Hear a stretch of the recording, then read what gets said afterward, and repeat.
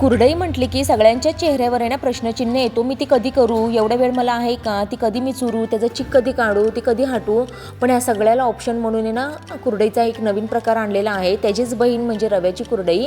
अगदी सोपी आहे, कमी वेळात होते, कमी साहित्यात होते, तेवढीच चविष्ट आणि कुरकुरीत हलकी फुलकी. चला तर मग उशीर न करता या रेसिपीला सुरुवात करूया.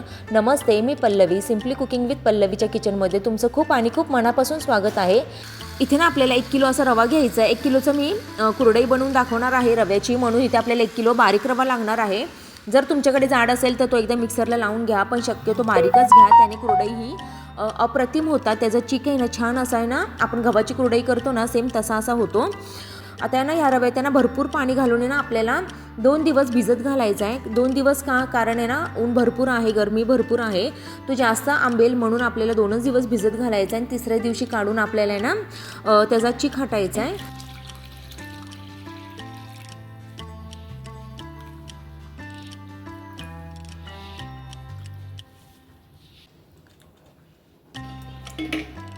ते ना पातेलं आपल्याला छोटं पडत होतं, छान असा फुलला पाहिजे रवा, छान असा भिजला पाहिजे, आंबला पाहिजे, म्हणून मी ना पातेलं बदललं आहे. मोठं पातेलं घेतलेलं आहे.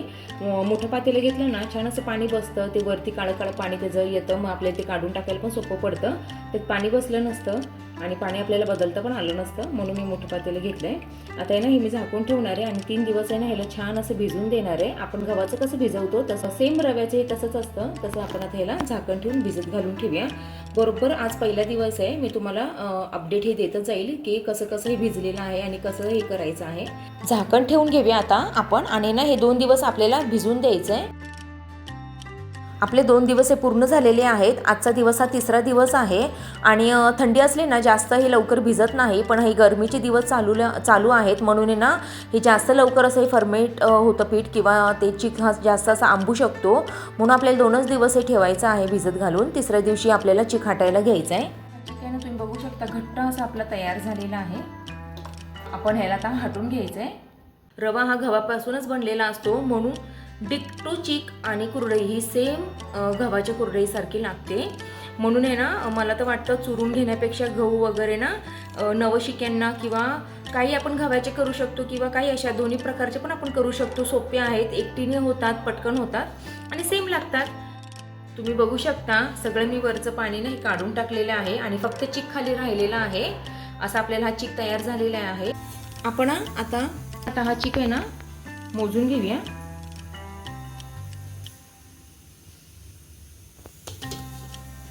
जवळजवळ हा 1 पातेलं छोटं एवढं हे भरलेलं आहे. आता आपल्याला एवढंच पाणी ठेवायचं आहे, किंवा थोडं जास्त ठेवूया 1 वाटी, आणि ती मग काढून घेऊया, लागेल तरच आपण ती घालूया. पातेल्याने आपण 1 पातेलं हे मोजून पाणी घालणार आहे. पातेलं आणि 1 फुलपात्र असं एवढं पाणी घालून घेते. पाणी गरम झालं नाही, फुलपात्र मी परत काढून घेणार आहे गरम पाण्याचं, आणि लागेल तरच घालणार आहे, नाहीतर काही घालायची अशी गरज नाही आहे. ह्याच्यात आता आपल्याला चवीनुसार मीठ घालून घ्यायचं आहे.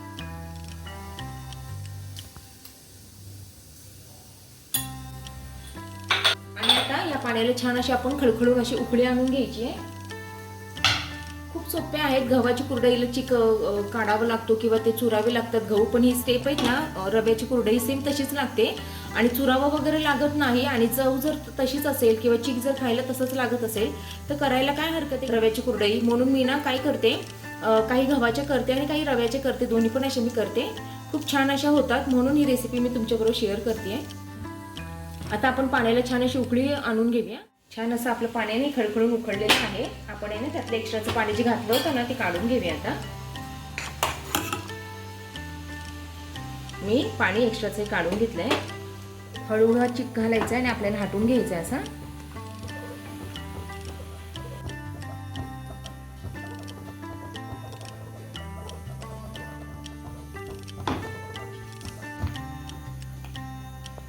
आपल्याला गाठी नाही ह्याच्यात होऊन द्यायच्या. छान असा चिक हाटून घ्यायचा आपल्याला.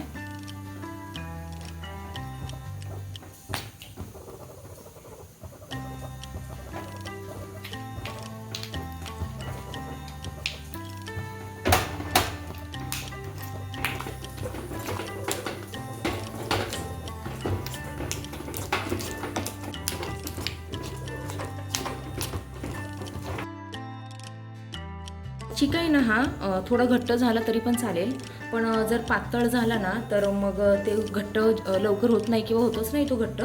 म्हणून मला काय वाटतं थोडं घट्ट झालं तरी पण चालेल, पण पातळ होऊन देऊ नका. पाण्याचा अंदाज घ्या. फक्त आपल्या गाठी पण झालेल्या नाही आहे, छान असं चिक हा हटून झालेला आहे. आपण आहे ना 5 मिनटं झाकण ठेवून आहे ना ह्याला शिजवून देऊया छान. आहे ना बेलण्याने पण तुम्ही असं हाटला ना चिक तरी पण चालतो. मला ना थोडंसं घट्ट वाटतंय, मी काय करते ह्याला थोडंसं अजून पाणी घालते आणि थोडं हाटून घेते अजून एकदा. गरम पाणी जे आपण काढलं होतं ना ते थोडं घातलंय. आता अजून एकदा मी ह्याला असं चिक आपला शिजला जाईल. मी 2-2 किलोचे ह्या ना दरवर्षी रव्याची कुरडया करते, खूप छान लागतात. सेम ओळखायला पण येणार नाही गव्हाचे केले का रव्याचे केले, तितक्या सुंदर ह्या लागतात. एकदा तुम्ही या कुरड्या नक्की ट्राय करा.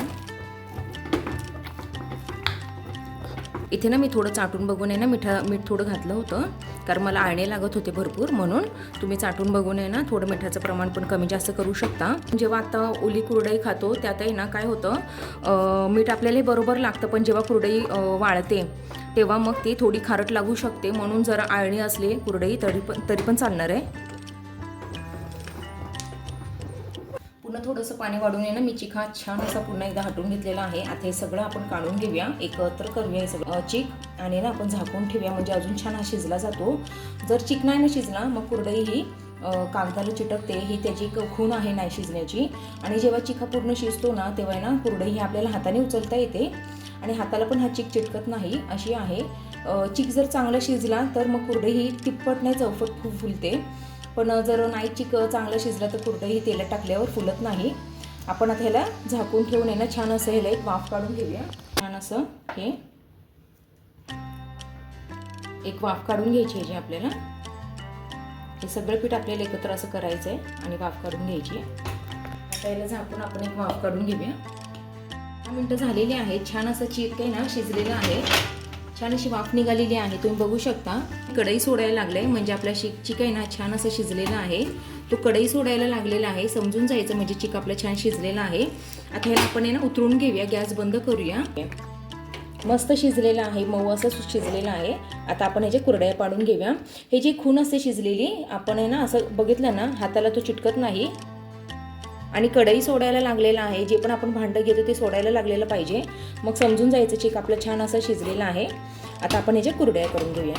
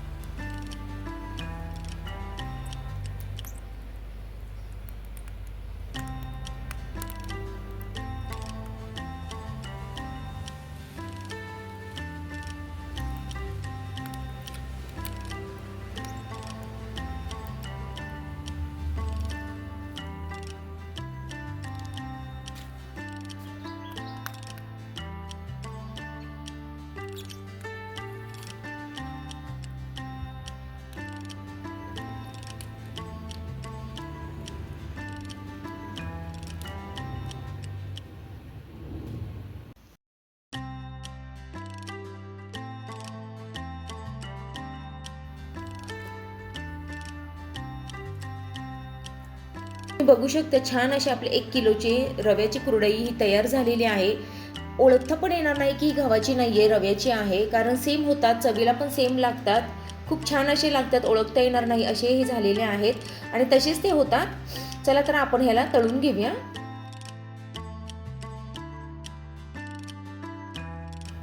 तेल आपल्याला छान असं कडकडीत आहे ना गरम करून घ्यायचं आहे, म्हणजे ना कुरडई छान अशी फुलली जाते. आणि तुम्ही बघू शकता टाकता क्षणीच आहे ना ती चौपट अशी फुललेली आहे. तिचा आकार आणि साईज पण असा मोठा झालेला आहे, तुम्ही बघू शकता. चवीला तर आहे ना भन्नाट लागते, सेम आहे ना आपण गव्हाची कुरडई करतो ना तशी लागते. इथे आपली कुरडई पण तळून झालेली आहे.